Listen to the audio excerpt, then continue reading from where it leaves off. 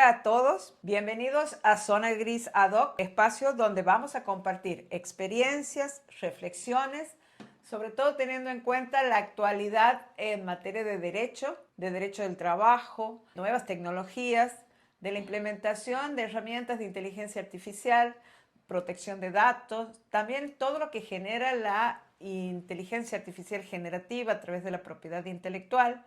Un espacio donde vamos a desarrollar diversos temas de los cuales el derecho presenta, como dice el título de nuestro podcast, zonas grises, es decir, zonas donde no se ha definido lo blanco ni lo negro, sino que efectivamente se trata de zonas de interpretación jurídica. Así que buscamos aprender juntos y descubrir nuevas perspectivas. Justamente como ha dicho recién Ana, eso es lo que buscamos. Buscamos también en algún momento entrevistar a algunas personas, también llevar, digamos, de manera interdisciplinaria los temas y tratar de que toda la mayor cantidad de personas participen, de cierta forma democratizar un poco lo que sería el derecho para poder adaptarlo a todos, digamos. Es decir, que sea accesible a las personas comunes sin que tengan que saber conocimientos básicos de derecho. Por eso vamos a presentarnos, ¿te parece? Sí, dale. Soy Ana Rosa, abogada, magistrada del Poder Judicial y también soy profesora universitaria e investigadora. Verdaderamente me apasiona todo lo que es el desarrollo, la investigación de cuestiones vinculadas al trabajo y a las nuevas tecnologías. Yo soy Mercedes, soy abogada y escribana. Actualmente ejerzo la profesión de abogada. Me apasionan mucho los conflictos de derecho, digamos, los cuales no hayan sido legislados de alguna manera o no se hayan predispuesto por algún convenio o alguna otra fuente del derecho, o sea, vacíos legales. También creo que todos esos vacíos legales pueden ser llenados con lo que sería charla, intercambio de conocimientos, intercambio de opiniones. Así que, bueno, eso también me interesa mucho y buscamos aprender. De alguna manera estamos contestando a la pregunta de por qué hemos venido al proyecto y sobre todo teniendo en cuenta todas nuestras experiencias previas, en mi caso particular, que tengo algunos años dentro de lo que fue el ejercicio profesional en su momento, la docencia y como magistrada, tratar de convocar, como decía bien Mercedes, a gente con experticia, pero también a los nuevos talentos. Esa es un poco la intención de que cada uno nos cuente las experiencias, ya sea desde los años de experiencia, pero también qué es lo que está pasando con el ejercicio profesional a través del desarrollo de las nuevas competencias y los nuevos talentos. En realidad, en este primer episodio, lo que nosotros queremos hablar y compartir es concretamente lo que se nos viene en este momento en materia de lo que es la reforma o los proyectos de reforma laboral que ha mandado el Poder Ejecutivo Nacional al Congreso Nacional en la República Argentina. Concretamente estamos hablando de ese nuevo proyecto que genera nuevas discusiones y genera nuevas perspectivas. En primer lugar, esto surgió a partir de una charla de café en el cual escuchamos debatir acerca si la remuneración de los mozos, por ejemplo, estaba integrada también por las propinas. Entonces se formó toda esta discusión y por eso surgieron interrogantes acerca de el trabajo, de cómo se presta el trabajo, si en relación de dependencia, si hay situaciones en que la dependencia no está clara. Más o menos eso es un poco lo que a nosotros nos ha inspirado a hablar de este tema de la reforma laboral. Claro, también hablar de si la propina también forma parte del salario de lo que serían los mozos, qué es lo que se considera salario, qué es trabajo.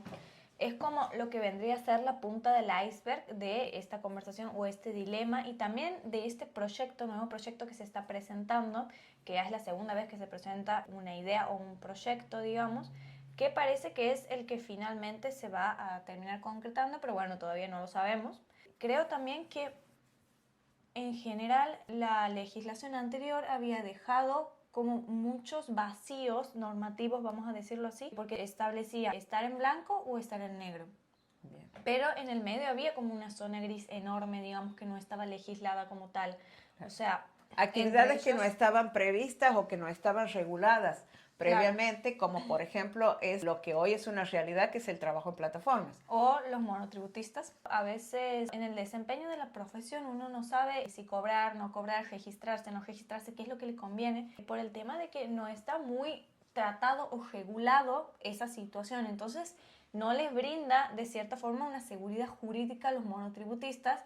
Tal cual. Y es muy importante porque la universidad al fin y al cabo te termina preparando para salir de ahí y ser monotributista, se supone, ¿no? Te da esas herramientas, atender a tus clientes, cómo desempeñarte en el asesoramiento, todo eso que, bueno, uno lo va adquiriendo con la práctica y con la experiencia, pero más allá de eso, en el medio existe como esta zona gris y una inseguridad jurídica, vamos a decirlo, que este proyecto tiene la intención de venir a suplantar. Exactamente. Con relación a lo que planteas, Mercedes, y es el trabajo en repartidores, hay que tener en cuenta que el proyecto aborda como una categoría especial de trabajadores, o sea, le da un tratamiento especial, lo cual, digamos, de alguna manera es bienvenido. Sí. Ahora bien, hay que ver si de la norma lisa y llana a la aplicación práctica, esto no implicaría establecer o de alguna manera habilitar ciertas situaciones de fraude laboral, sobre todo teniendo en cuenta porque aquí hay una importante reforma que es central en este aspecto, que es la modificación de la presunción en favor de la existencia del contrato de trabajo, que nosotros ya lo teníamos incorporado a través del artículo 23 vigente de la ley actual.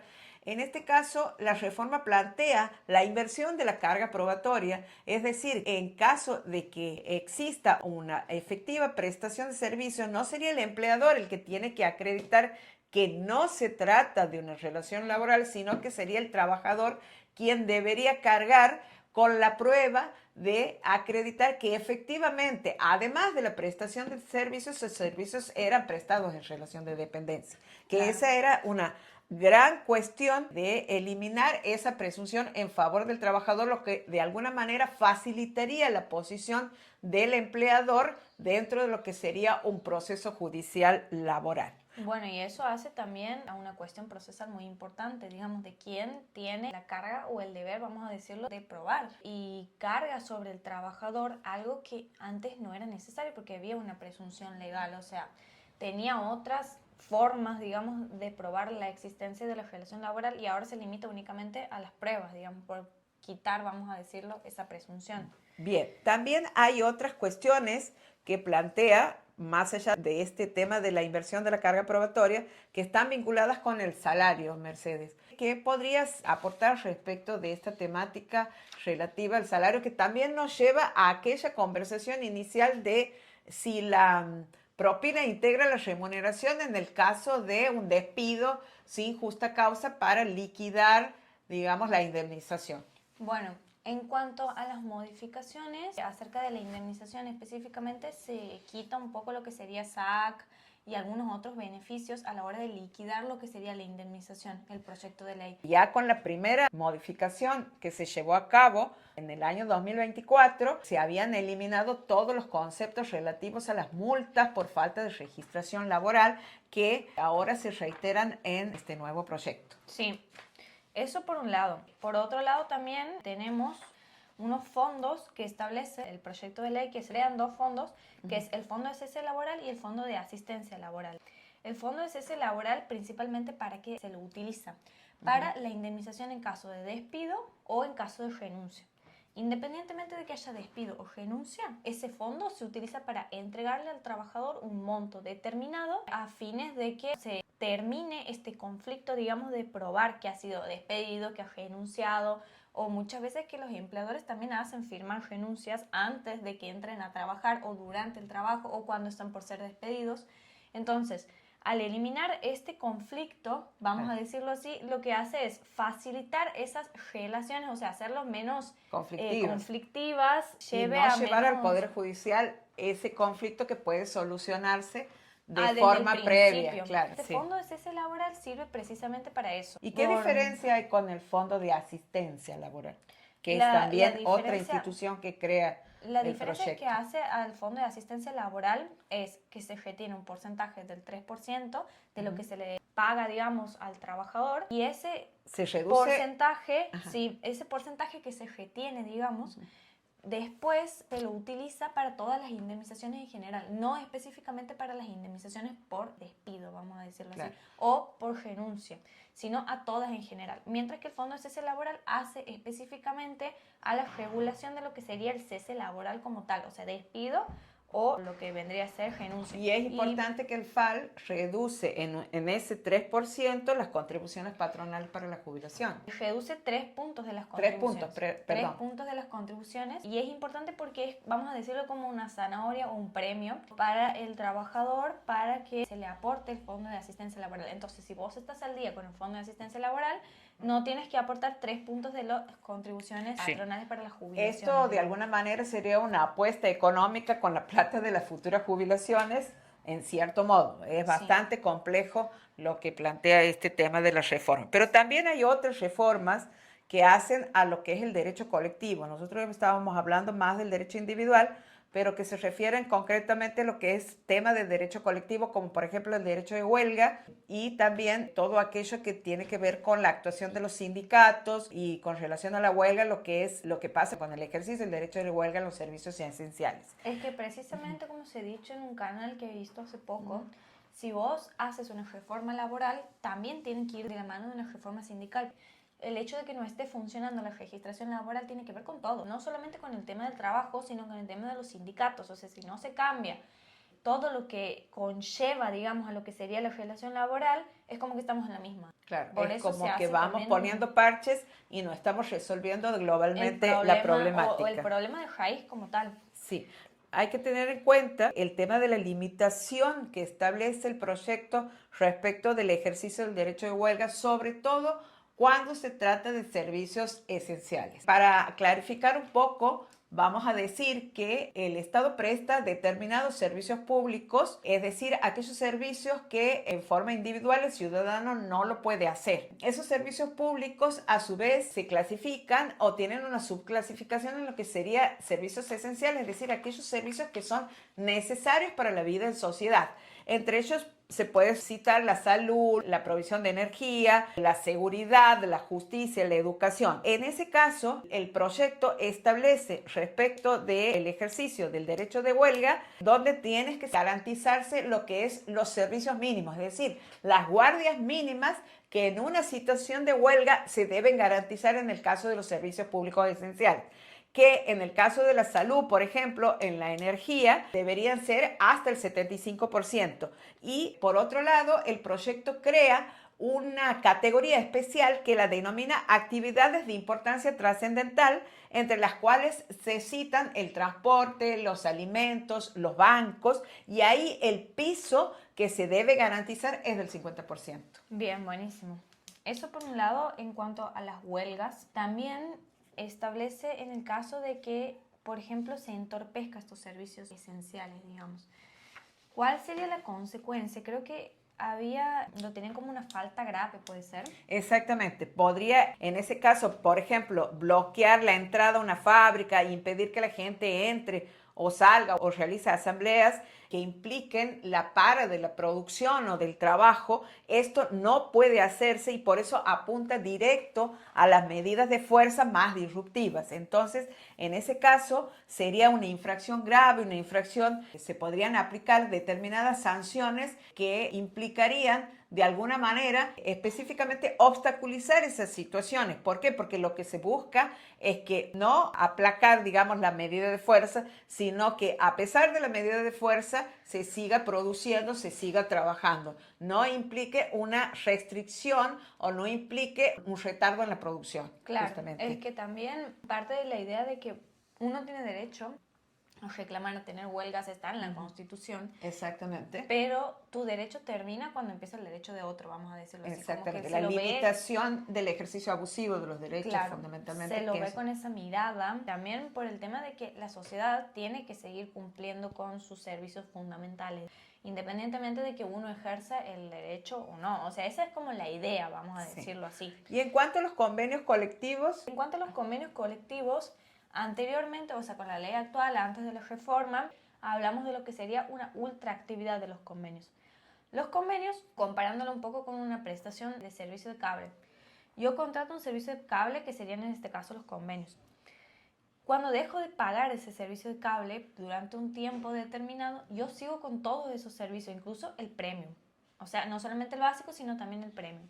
En el caso de los convenios, esto pasaba lo mismo, digamos, hasta esta posible reforma que se está dando, pasaba lo mismo. Que se va a debatir en el Congreso fundamentalmente. La ultraactividad hace a la posibilidad de la vigencia una vez vencido el convenio colectivo. O sea, que sigan teniéndose las mismas prestaciones. Eso era el régimen hasta ahora. Eso, entonces, lo que se propone... Sí, comparándolo con la analogía del cable, vos vas a seguir teniendo todos los servicios y en el caso del convenio se siguen protegiendo todas esas situaciones, el salario, todo lo básico, incluidos los beneficios que sería como el premio. O sea, sería lo que denominamos en la jerga canasta básica, por ejemplo. Pero ahora con la reforma no se va a incluir esos beneficios o ese servicio, vamos a decirlo, premium, hasta que las empresas y los sindicatos se sienten a negociar. Si no se sienten nuevamente a negociar, las condiciones. Y está vencido, no tiene vigencia. Esa va a ser, digamos, como la diferencia. Claro, en realidad es un cambio fundamental en esto de la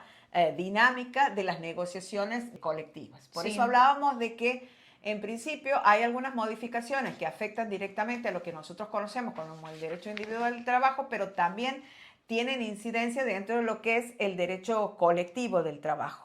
También quería hablar un poco del trabajo de repartidor que nos ha quedado, que es otra zona gris típica, digamos. Ha existido todo este tiempo y en lo que los trabajadores repartidores, digamos, han estado expuestos a una situación, vamos a decir, de vulnerabilidad por el tema de estar transportándose de noche, no tener ninguna protección legal de nada, porque... También lo que es el seguro contra accidentes y enfermedades profesionales. Todo eso. Era una zona gris, justamente una zona no regulada en realidad. Aquí el proyecto lo que busca es regular esta zona gris de los repartidores independientes. No los va a considerar empleados como tal, sino que es como trabajadores independientes de cierta forma, pero sin ser monotributistas. Es una categoría aparte, una tercera categoría.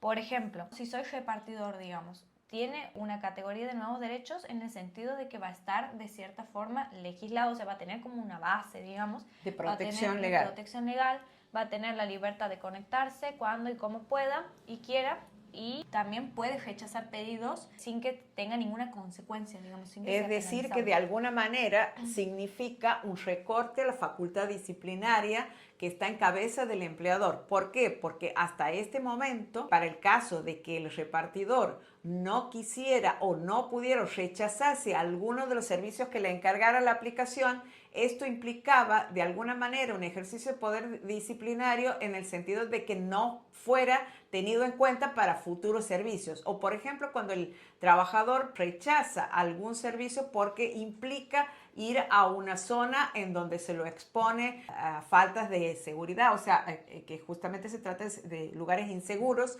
o en horarios que el trabajador preferiría no trabajar. En esos casos no se va a utilizar, así como lo plantea la reforma, como un motivo para que después no sea posteriormente seleccionado para futuros servicios. Exactamente, o sea, va a ser una facultad que va a tener de rechazar o de aceptar, porque también, bueno, por todo lo que he explicado, por esta situación de vulnerabilidad, hablando un poco de lo que sería la propina, que también tiene que ver con el tema que habíamos iniciado, se establece que el 100% de la propina va a ser de él y la plataforma no lo puede tocar. Y otra cosa que es crucial es que la plataforma le ofrece un seguro de accidentes personales, que eso es muy importante, muy relevante, porque precisamente por esta situación de vulnerabilidad de la que estábamos hablando, ¿no? Bueno, ¿y quién paga ese seguro? ¿Lo paga el trabajador con su dinero o lo paga el empleador? Bueno, esa es la cuestión. La norma lo que hace es ofrece un servicio de seguro, pero no se ofrece a pagarlo.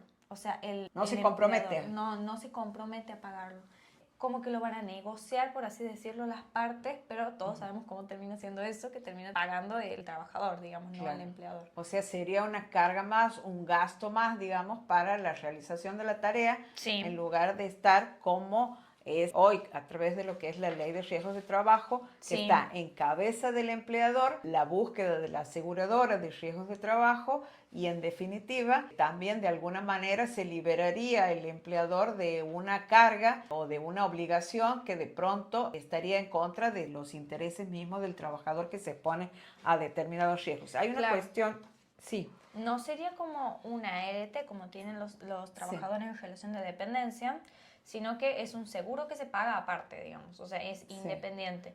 Sería como un seguro de responsabilidad civil, como sería Sí, también. Aparentemente no está muy claro, no surge claramente cómo se implementaría ese seguro y también si es objeto de negociación, cómo sería la negociación para determinar en cabeza de quién va a recaer el costo económico de ese seguro. y en cuanto a las obligaciones de quien sería repartidor, tiene que estar inscrito en el monotributo, tener una cuenta bancaria o billetera virtual y cumplir con las normas de tránsito. Pero todo esto es un intento de formalizar, de dar un marco, digamos, pero sin cruzar la línea de dependencia, vamos a decirlo así.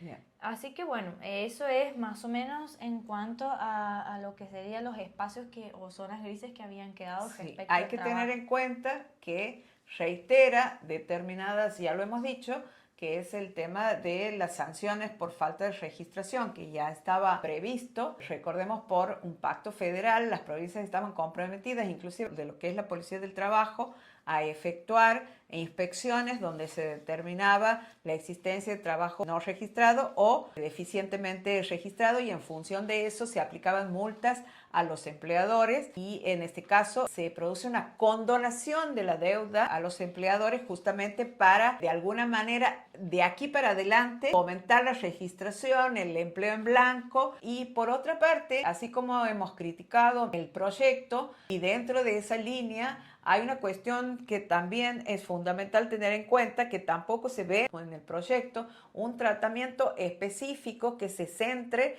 acerca de la retención del talento joven. Durante los años posteriores a lo que ha sido la pandemia del COVID-2019, sobre todo en los países desarrollados, y creo que también se da en nuestro país, se ha producido un movimiento que se llama de la gran división, y que es justamente la pérdida del talento joven. Los jóvenes que buscan nuevos horizontes, habiendo sido de alguna manera preparados por nuestras instituciones educativas, o a veces inclusive después de haber egresado con títulos profesionales, habiendo hecho posgrados inclusive y trabajado en empresas argentinas, después son recolectados o tentados para prestar sus servicios en empresas del extranjero, y por lo tanto se produce una sangría de ese personal que es calificado. La reforma no la tiene en cuenta como para establecer determinadas estrategias que puedan abordar los empleadores, los empresarios, a los fines de resolver esta problemática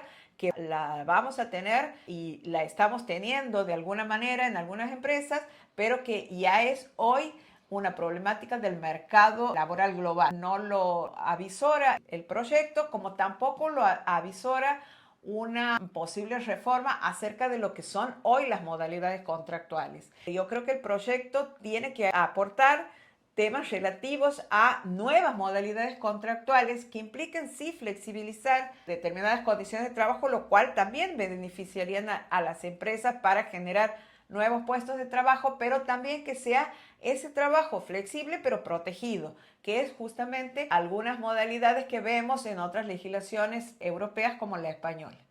Y bueno, no sé si hay... También otra Sí, crítica que sí, quería aportar, sí. digamos, es que hay mucho lo que sería aportes que se han reducido, digamos, a raíz de que dentro de la categoría de remunerativo o lo que vendría a ser dentro del salario remunerativo se ha reducido.